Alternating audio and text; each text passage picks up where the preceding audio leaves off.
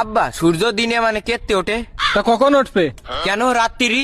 দিনে মানে কি সূর্য আমাদের কাজে লাগে? কেন কাজে লাগে না কেন? দিনে মানে তো এমনি আলো থাকে, রাত্রি তো আলো থাকে না, তাহলে রাত্রি উঠলে ভালো হয় না? আব্বা আর একটা কথা, আবার কি কথা? এই যে মানসি কয় আমার ইজ্জত চলে গেল, তা ইজ্জতটা চলে যায় কনে যায়? আব্বা এ কথা নাই, বাদ দিলাম, আর একটা কথা আছে। কয়া। এই যে কাজী সাহেব মানসির বিয়ে পড়ায়, কাজী সাহেবের বিয়েটা পড়ায় কিটা? আব্বা আরো কিছু কবি? হ্যাঁ আব্বা। তা কয়া। আব্বা এই যে মানসি জন্মদিন পালন করে, তো জন্ম রাত পালন করে না কেন? যারা রাত্রি রইলো তারা তো জন্ম রাত পালন করতে পারত। ও আব্বা। তুই কি থামবি মনি? না আব্বা।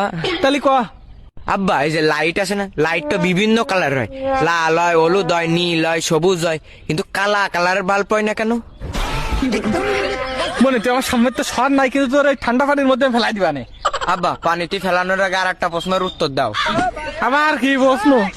আব্বা জিলেপি যদি একা বেকা না যদি সোজা হইতো, তাহলে জিলেপির নাম কি হইতো? আর আব্বা এই যে শিয়াল মুরগি ধরে, এই মুরগি এই যে আমরা রাইন্দে খাই, তা শিয়াল কাঁচা খায় কেন? আর আব্বা এই থাম। না থামবো না। তাহলে কয়া। বিষে যদি মিয়াত না থাকে, ওই বিষ খেলে কি মানুষ মরিয়ে যায়?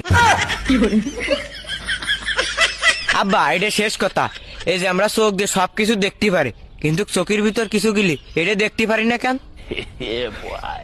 কিন্তু গিলি না আব্বা যাবো না, আর একটা কথা কব। শুয়ারের বাচ্চা, আবার তুই আর কি কবি রে?